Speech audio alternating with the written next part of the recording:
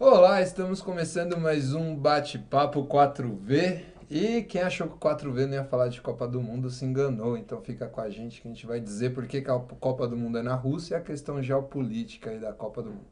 Então fica com a gente, solta a vinheta.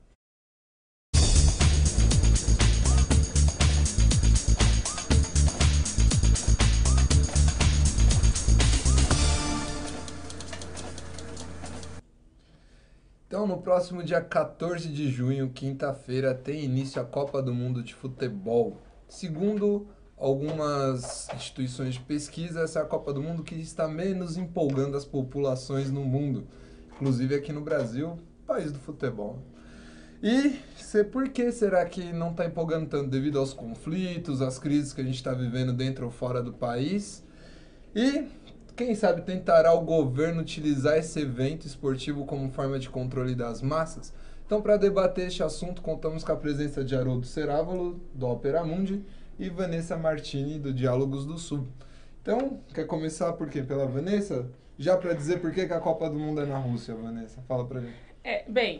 A gente, quando pega essa questão da disputa pela sede, né, em qual país sede da Copa do Mundo, a gente tem que sempre observar que o futebol, historicamente, ele é tratado, ele é usado como instrumento soft power, ou seja, um poder leve, um poder que não é aquele poder da guerra, né? Então, um convencimento que cativa as pessoas de uma maneira agradável, ou seja, pelo entretenimento, pelo esporte.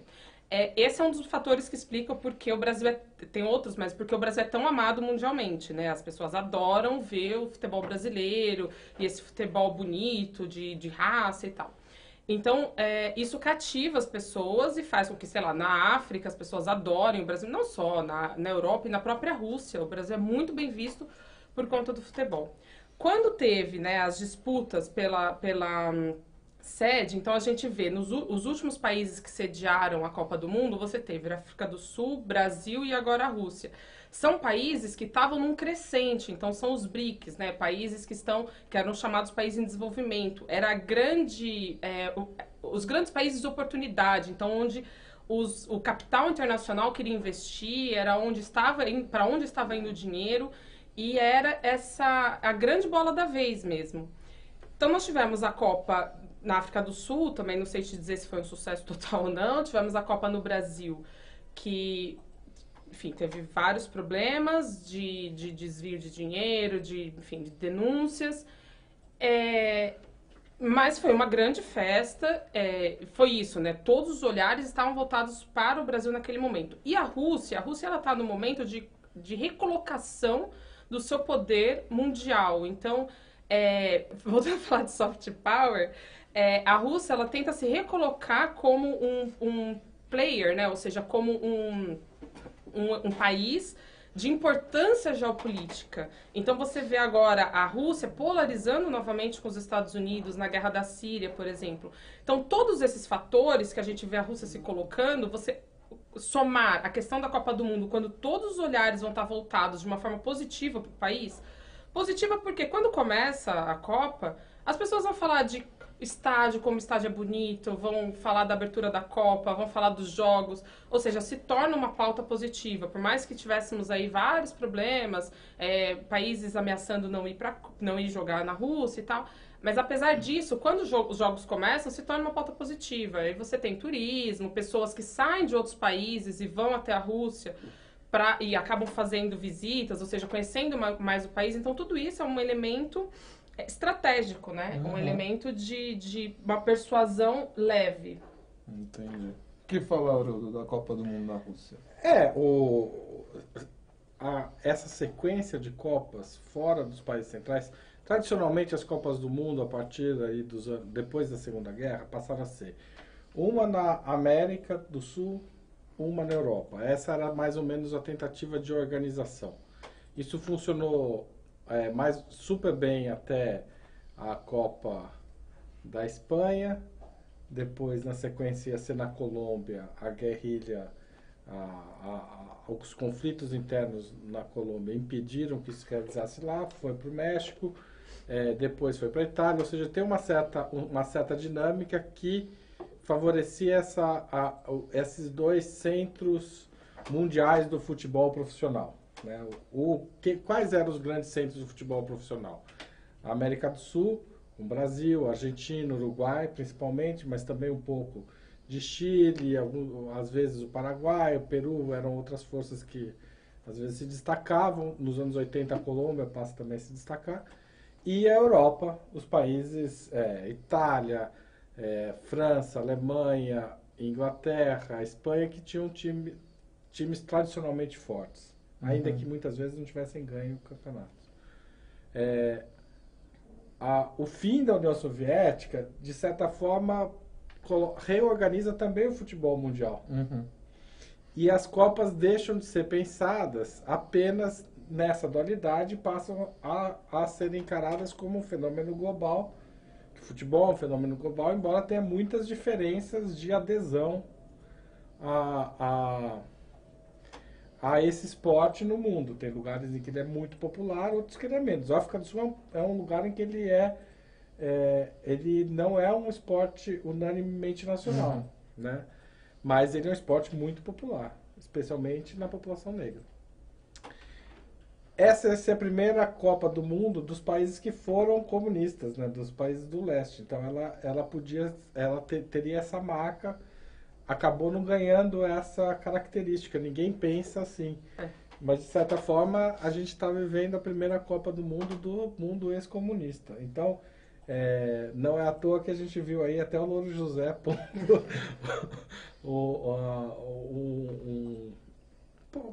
trabalhando ali com a memoráblia da União Soviética. Né? Então, tem esse aspecto que eu acho que é bastante interessante. E faz parte dessa globalização do futebol. Isso explica, talvez, e daí a gente pode... É uma dúvida, estou pensando um pouco aqui, mas explica talvez essa dificuldade de adesão. Por quê? Porque você teve os países ocidentais criando embaraços diplomáticos, não foi mais do que isso, para a Rússia, mas são boicotes muito leves, eles não vão mandar embaixador, são coisas irrelevantes, especialmente para o futebol. A rainha não vai. A família real, agora né? não vou mais assistir. Então, você tem um cenário em que essa disputa geopolítica esfriou um pouco a ideia de uma grande festa mundial que teve no Brasil. E teve, inclusive, para o resto do mundo depois do 7-1, para a gente parar no 7-1. Não, pensar, né? Eu tava lendo o artigo de um rapaz que publicou no Face, agora eu não lembro o nome dele, eu vou procurar aqui, vou tentar falar, ou depois a gente coloca aí no programa, que ele fala da questão do põe circo de cada um, né? Que aí fala assim, não, a Copa do Mundo, beleza, pra quem defende, põe circo, a Copa do Mundo, só que querem falar do meu põe circo, que é meu anime, querem falar do meu põe circo, que é a Marvel, querem falar do põe circo, que é outra coisa. Só que a Copa do Mundo envolve várias outras coisas, né? Várias questões políticas e sociais. A gente for pensar no Brasil, na Copa do Mundo aqui no Brasil, a lei antiterrorista foi aprovada durante a Copa do Mundo. E hoje essa lei se voltou contra os movimentos sociais quando vão fazer manifestações na rua, tem a questão da lei antiterrorista. Né? A questão do dinheiro que é gasto para fazer a Copa. Inclusive na Rússia também foi uma das Copas mais caras do mundo, se a gente for pensar, mais cara do mundo até então. Aí só vai perder para a Copa do Catar em 2022. Né? Essa vai ser mais difícil de empolgar. Então, pensa nessa questão assim de como o futebol, você começou a dizer isso, aí se a Vanessa quiser continuar também, de como a Copa é utilizada para essas manobras políticas, né? Como você vê essa questão?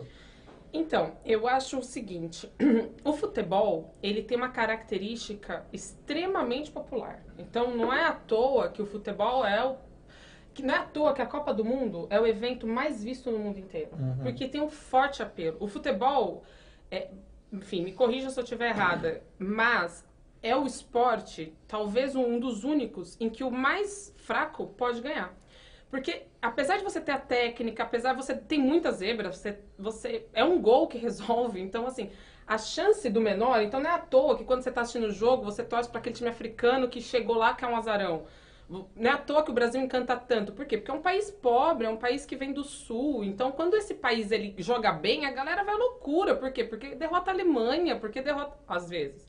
Porque, porque derrota a Inglaterra. Quando a Argentina ganha da Inglaterra com gol de mão, caramba, isso aqui vai à loucura. Por quê? Porque é o mais fraco derrotando o mais forte. É Davi derrotando Golias. Então, assim... essa coisa é apaixonante. E o futebol tem uma outra característica, que ele vem do operário, né? Então, assim, as fábricas, muitas delas ainda têm sua quadra, ainda tem seu campo. Trabalhadores no mundo inteiro se organizam e vão jogar uma pelada no final do expediente, no final de semana. Esses fatores, eles fazem com que essa estratégia de tentar se apropriar politicamente do evento seja muito forte. Por quê? Porque é isso, você está mexendo com paixões, você está mexendo com todo esse sentimento das pessoas. E óbvio que isso tem um desejo de ser manipulável. Com relação a pão e circo, cara, qualquer coisa é pão e circo, né? Porque, sei lá, tem até um meme ótimo. As pessoas falam, agora, durante um mês, a gente só vai falar de futebol e vai esquecer todos os problemas do país. Como se nos outros 11 meses, nos outros 3 anos e 11 meses, a gente só falasse de política, a gente tivesse, assim, o tempo todo discutindo coisa séria, né? A gente não tá brincando de meme na internet, a gente não tá vendo novela, a gente não tá vendo Campeonato Brasileiro, a gente não tá fazendo nada, a gente tá discutindo política. Então, assim, é um momento, de fato, em que o mundo para ver um espetáculo. Uhum. Podia ser um outro tipo de espetáculo, mas é esse espetáculo. E eu acho também uma coisa relevante de colocar, que é um espetáculo em que a gente é protagonista. Então, essa onda de descaracterização da Copa, de tentar, tipo, falar, não tem o espírito da Copa, cadê o espírito da Copa? É também um pouco isso de tentar tirar de nós, porque a gente está num momento em que dá vergonha de ser brasileiro, né? Tudo que tá acontecendo no Brasil, você fica um pouco envergonhado de falar, eu sou brasileiro. Você fala pra um amigo que é, sei lá, argentino, não, Brasil e tal, você tem vergonha de falar o que tá acontecendo no Brasil. E o futebol, ainda que, sei lá, os jogadores não nos representem totalmente, mas o futebol é um fator de orgulho nacional. Mas até isso querem tirar da gente, né? Porque falar, não, essa seleção não representa, essa seleção não é boa, essa seleção isso e aquilo. Então, assim, eu acho que é um momento que acho que a gente podia parar um pouco, olhar com mais calma, enfim, e deixar a coisa acontecer, né? Deixar o futebol ser o que ele é, um espetáculo, uma coisa para entreter mesmo, uma coisa para divertir. E para juntar de novo a família, né? A família que se dividiu em coxinha e petralha, juntar, abraçar e comemorar um gol, gente. Vamos ficar um pouco calmo com isso. Como você vê esse ponto? Não, acho assim, tem uma certa rejeição, acho que nesse momento, já houve outros momentos de rejeição ao futebol por razões políticas, inclusive no Brasil, né? Então, nos anos 70, quando o Médici, que é um dos presidentes da ditadura mais sanguinários, ele e o Geisel, né, pra gente não poupar o Geisel, que a gente sabe Não hoje vai. que era tão sanguinário quanto o Médici, talvez fosse mais habilidoso, né? Mas o Médici usa muito a propaganda do futebol para dizer que o país está indo para frente, que o país que só as pessoas que são do contra torciam contra o Brasil e torciam contra a seleção brasileira, como se fosse a mesma coisa, essa associação. Essa associação, acho que ela não funciona mais, em parte porque o futebol virou um grande negócio e um pouco da rejeição ao futebol no mundo e no Brasil vem disso também. Não vem só da questão política, vem da rejeição ao big business que está por trás do futebol. Que realmente esse é manipulador, esse é muito mais corrupto do que qualquer governo brasileiro, essa que é a verdade. O futebol é um ambiente, é um espaço da corrupção e da lavagem de dinheiro, a gente sabe disso, né? Muito mais do que a gente, às vezes a gente fica se perdendo, discutindo se a Petrobras produz, transforma, tira o óleo lá de baixo, põe para cima, não sei o que, isso envolve muito dinheiro, mas seguramente a corrupção faz parte de uma empresa desse tamanho em qualquer lugar do mundo, vai fazer parte da Exxon, da Chevron, das grandes petroleiras, mas no futebol a questão é um pouco mais complexa, porque ele é um espaço de lavagem de dinheiro. Então o dinheiro sujo, ou o dinheiro que sem impostos, que não seja, talvez não seja nem sujo a origem, mas que é um dinheiro clandestino, usa o futebol como lavanderia, e as pessoas sabem disso. Então um pouco da rejeição ao futebol vem daí. Quanto à questão do circo, ninguém vive 24 horas sem pensar na fantasia. Sem algum nível de fantasia, ninguém vive. Ou é a novela, ou é a série do Netflix, ou é um romance, um livro, uma poesia, uma brincadeira de jogar, uma parlenda. A fantasia faz parte da vida humana e a gente elabora e pensa a vida a partir dela. Então o futebol é um dos elementos disso. No futebol tem muita gente que discute seriamente futebol e com teoria e tal. Mas, por exemplo, no futebol as coisas são invertidas. A gente trabalha com as mãos, mas quando a gente vai jogar futebol, o que importa é a habilidade com os pés. Isso muda a lógica de pensar o mundo. É como se você fizesse um mundo com regras específicas e totalmente diferentes. Um pouco do encantamento que a gente tem pelo futebol, que a gente não consegue ter o mesmo pelo basquete, talvez venha daí. Né?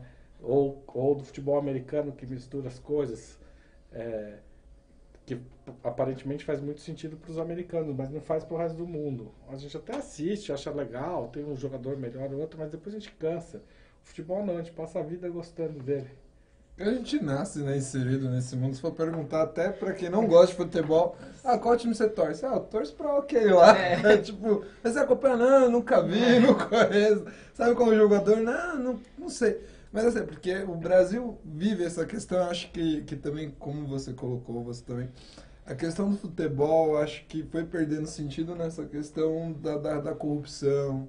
Não foi nem o 7x1, velho. O 7x1, beleza, acontece, é um jogo, a gente vai... Não é normal vai acontecer. Quando acontece é muito ruim. Quando É muito acontece o triste. Mas assim, a questão não é essa, né? Que nem, você vê as pessoas, assim, dando mais valor pro clube do que pra seleção, muitas vezes.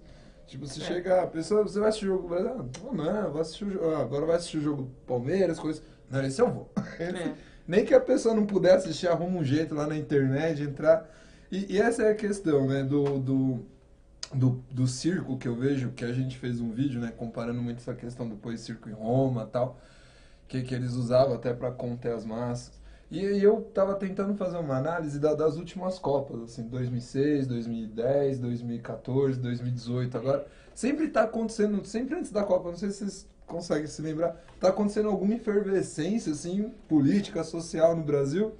E aí depois na Copa para, aí depois logo já vem as eleições, que a galera até voltar de novo já em outubro, setembro, outubro, porque aí todo mundo vai discutir como o Brasil foi na Copa, né? O mês que termina a Copa é para discutir como o Brasil foi na Copa. Não, foi bem, foi mal, jogou bem, foi a melhor seleção, mas não ganhou, entendeu? Então acho que essa questão também que o futebol no meio... Que eu fiquei pensando, por que numa reforma ou numa revolução política social a gente tinha que tirar, já que o Brasil é o país do futebol, tirar as eleições presidenciais do ano da Copa? Não sei o que vocês acham isso, né? Colocar um ano depois. Teve que ter um novo golpe, aí postergar as eleições, aí sai do ano da Copa. Desde 60 e... Não, acho que desde 70 que as eleições coincidem, né? Não só as presidenciais, mas as eleições majoritárias. Eleição para governador, quando teve, em 70 não tinha. Só foi ter eleição para governador em 82. Mas para Senado já teve em 70, 74, sempre coincidiu. Então as eleições do Brasil, de fato, coincidem há 50 anos com o calendário futebolístico. 89 ficou de fora. Não dá pra dizer que não tem nenhum impacto, né? Enfim, claro que tudo tem impacto e justamente, né? Como o futebol ele é tentado o tempo todo usar de um lado do outro pra você manipular, obviamente vai ter um impacto. Mas é isso, né? 50 anos e como o calendário da FIFA não é o Brasil que decide, então... poderia ser uma proposta, mas... E o que pensar agora, assim... Já falando da Copa, mas o que pensar também das eleições do Brasil esse ano? O que a gente pode esperar? É uma questão de opinião mesmo, mais um bate-papo. Posso começar? Pode. Não, eu acho assim, nas eleições de 2014, a derrota por 7x1 da Alemanha teve um impacto psicológico muito grande, né? O país estava com dificuldades econômicas, porque já eram, às vezes a gente esquece, mas eram 6 anos de recessão mundial nas costas do governo brasileiro. Não é pouca coisa. Então a Dilma era uma presidente que tinha ela segurada a onda há 4 anos, o Lula 2 anos. Eram 6 anos de crise no mundo. E aquele momento era um momento muito difícil para o governo brasileiro. E a crise daí teve as manifestações de 2013, que já são, em parte, expressão dessa sensação de que a coisa não está indo no ritmo que as pessoas gostariam, que os jovens principalmente gostariam em 2013. Daí você tem, em 2014, é um ano de eleição e de Copa do Mundo aqui, parecia que as coisas iam ser um pouco mais suaves, elas não estavam muito fáceis do ponto de vista econômico. A crise é como um balde de água fria no sentimento nacional. Então a gente disputa as eleições em 2014 com a sensação, que é uma loucura brasileira, mas é um fato, me parece ser um fato, com uma sensação de um país derrotado, né? Porque justamente quando a gente esperava jogar melhor, e naquele momento a identificação entre país e seleção estava grande, muito menor do que agora, muito menor agora, na época estava muito grande, parece que o país perdeu. Na verdade, quem tinha perdido era a seleção, não era nem o governo, nem o país. Mas a sensação foi essa, e a disputa eleitoral foi nesse clima de quem vai salvar o país do 7-1, que é uma grande loucura. Tanto é que o 7-1 virou uma piada, né? Tipo, cada dia um 7-1 diferente e tal. Então virou uma expressão. Mas ele criou um clima falsamente catastrófico, né? Isso aí, não vou dizer que é culpa dos jogadores, nem de culpa dos torcedores. É essa sensação que se formou. Essa mistura, né, que tem no brasileiro, assim, não sei se era sempre. Acho que tem momentos em que essa mistura se... que não aconteceu na Olimpíada, por exemplo. O Brasil nunca tinha ganhado ouro, ganhou o ouro e como se não tivesse acontecido nada, né? Não teve uma retomada dessa coisa, ganhamos agora. Não. Foi a seleção que ganhou. É isso. Mas quando a gente perdeu, foi a nação. Tem um pouco essa coisa também, né? Então, o que você espera para esse ano? Já que eu consegui escapar sem ter que dizer. Você foi muito Saiu pela malandro. tangente. Muito malandro. É difícil pensar, né? Se você analisa o cenário, eu acho que a eleição ela tem um pouco a ver... enfim, acho que o clima da eleição agora, ele tem bastante a ver com o clima da Copa. Quando tem um meme muito ótimo, né? O pessoal sentado numa mesa assim, falando o espírito da Copa, se estiver entre nós, apareça. Que é essa ideia, assim, a Copa começa quinta-feira, ninguém tá empolgado, não vejo rua pintada, é um lugar ou outro. E a eleição é a mesma coisa, né? Então, se você pega pesquisa de opinião... e quem você vai votar? Vou votar, tal, fala, sem o Lula. Não vou votar. Vou votar em branco, vou votar nulo, não sei o quê.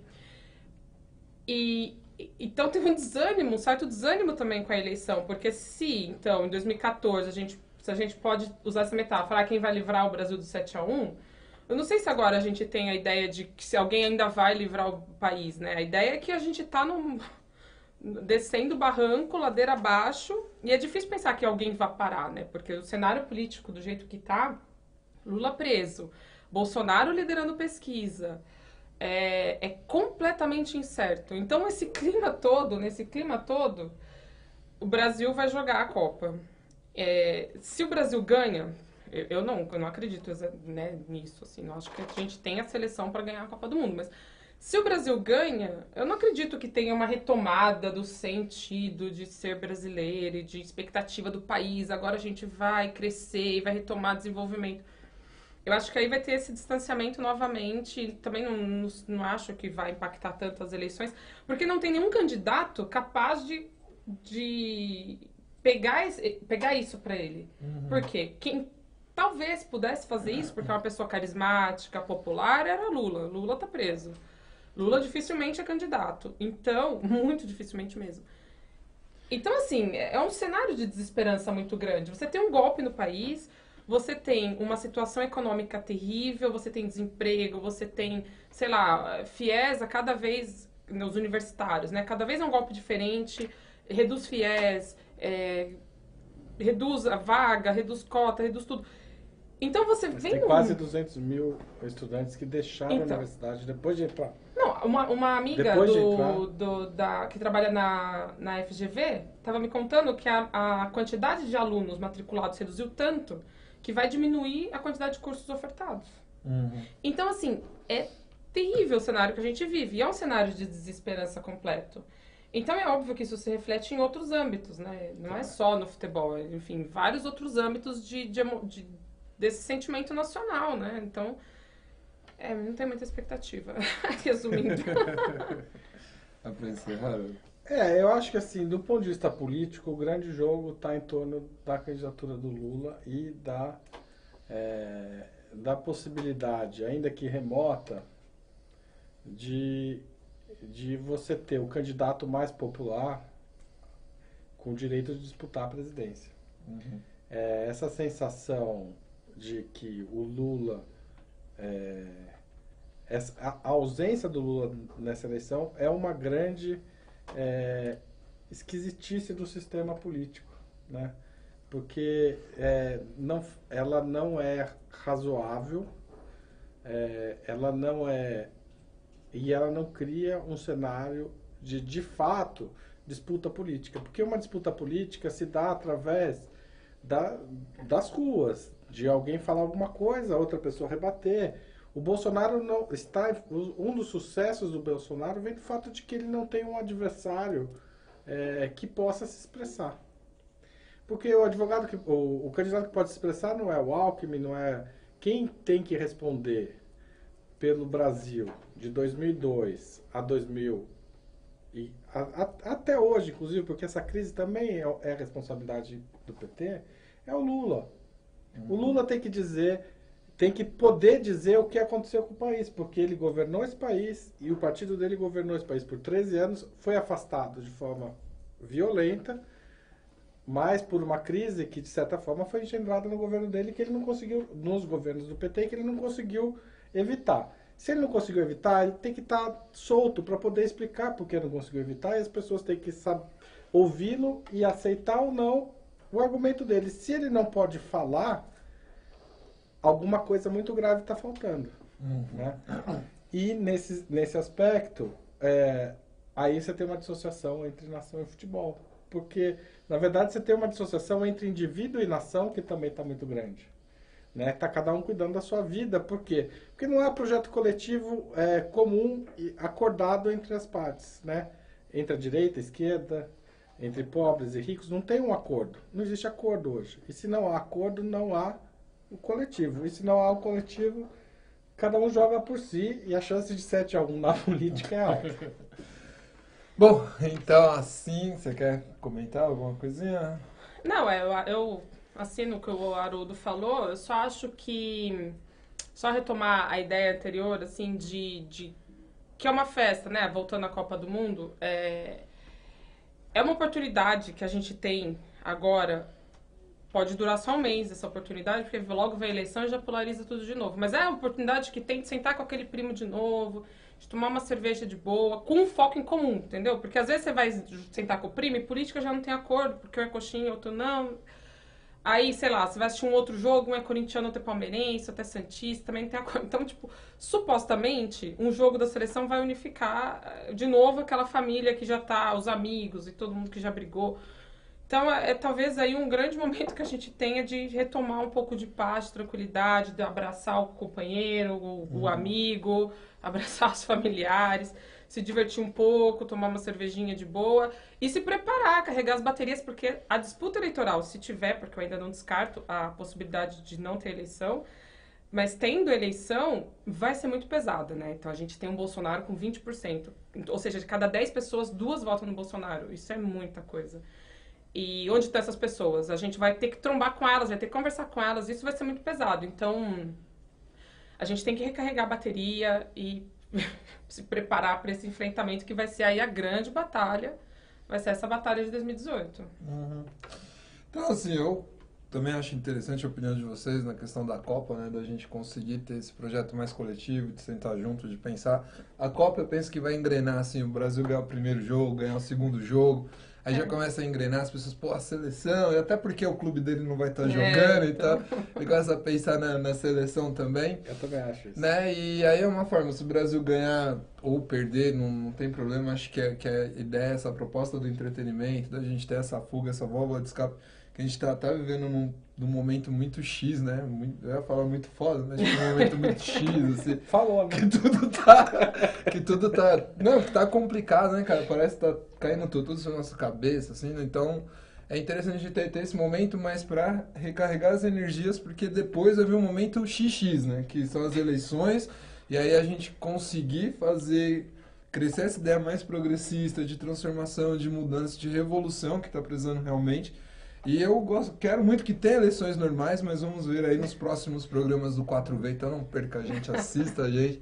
A gente vai estar fazendo essa análise aí das eleições depois da Copa. Então, fica com a gente, deixa aí sugestões, comentários, mensagens, curta o Opera Mundi, curta o Diálogos do Sul, né? Também manda mensagem pra eles lá, fala, Haroldo, você tava bonitinho, ó, Vanessa, você tava legal lá, teu cabelo. Minha filha adorou seu cabelo no Ai, programa e ótimo. encerra aí o programa, tchau.